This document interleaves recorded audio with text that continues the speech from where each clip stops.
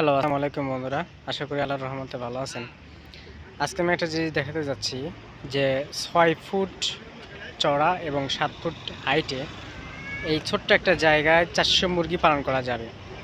এটাকে আমি প্রত্যেকটাতেই 1.5 বা ১.৫ ফুট করে ভাগ করছি।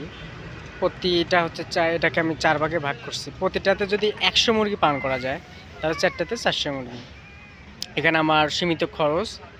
নেটটা আমি কিনছি হচ্ছে ৪০ থেকে ৪৫ টাকা ফিট।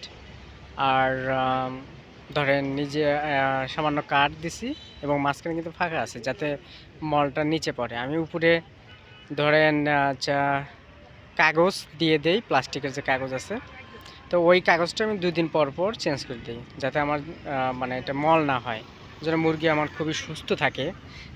প্রিভিয়াস ভিডিওগুলোতে দেখছেন যে আমার মুরগিগুলো কত সুস্থ, মানে কোনো ধরনের মল তাদের শরীরে বা পায়ে লাগে না। এই যে আমার নিচে মুরগি আছে, এখানে প্রায় ৫০ থেকে ৬০টা মুরগি আছে।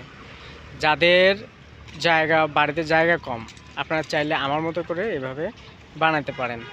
মানে খুবই সীমিত জায়গায় অনেক মুরগি পালন করা যাবে আর কি। যেমন আমার এখানে ৬ ফিট জায়গা, এখানে আমি মুরগি পালন করতে পারতেছি ৪০০ মুরগি। ৪০০ মুরগি কিন্তু অনেক টাকায় আয় করা যায় আর কি।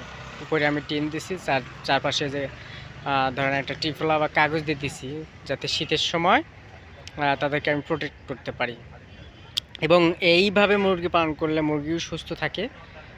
বাইরের পরিবেশটা আমার চারদিকে হচ্ছে নেট দেয়া। বাইরের যে ধরেন সূর্যের আলো বা বাইরের যে এনভায়রনমেন্টের যে বাতাস, সেটা মানে ইজিলি ঢুকতে পারে, সেজন্য মুরগি সুস্থ সবল থাকে।